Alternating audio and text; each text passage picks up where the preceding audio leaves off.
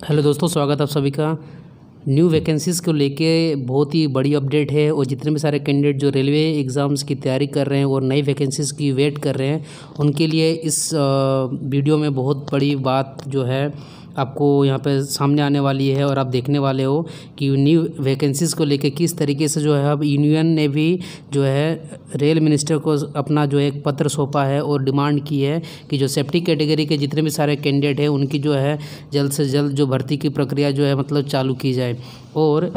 उसके बाद मैंने एक वहाँ पे डिस्कस भी किया था कुछ दिन पहले कि जो वेटिंग लिस्ट के कैंडिडेट 5749 जो कैंडिडेट का एक प्रपोज़ल मिला है डिफरेंट टाइप्स ऑफ जितने भी सारे जोन है 17 जोन उन लोगों ने बोर्ड को भेजा था और इतने सारे पद जो है चाहे वो जेई हो एएलपी टेक्नीशियंस और पैरामेडिकल स्टाफ्स की रिक्वायरमेंट थी और ये 31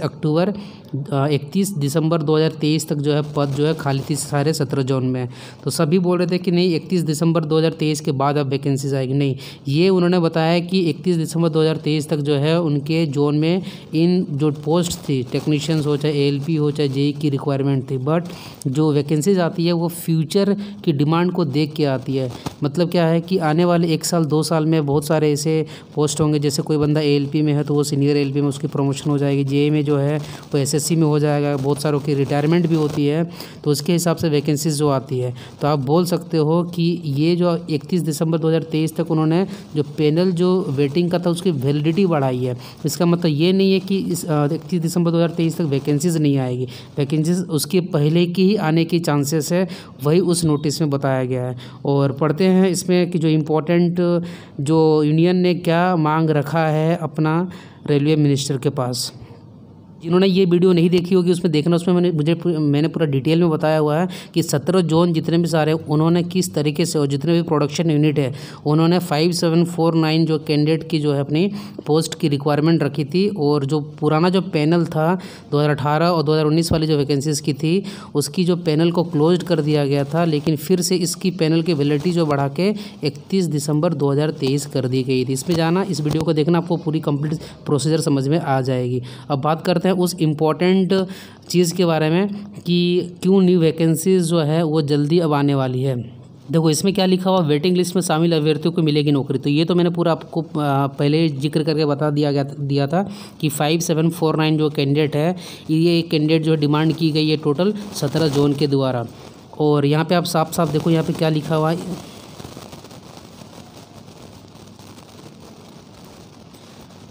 तो ये चीज़ तो मैंने आपको बहुत पहले ही बताया था कि इतने सारे कैंडिडेट वेटिंग लिस्ट की डिमांड की गई है 17 जोन के द्वारा। तो यहाँ पे लिखा कि रेलवे भर्ती बोर्ड की परीक्षाएं दे चुके उन अभ्यर्थियों के लिए अच्छी खबर है जो कई संवर्गों में रिक्त पदों की वेटिंग लिस्ट में शामिल है। भारतीय रेलवे में कुल इतने पद जो है वेटिंग लिस्ट में शामिल अभ्यर्थियों से भरे जाएंगे। उत्तर पश्चिम रेलवे में इन पदों की संख्या 34 है।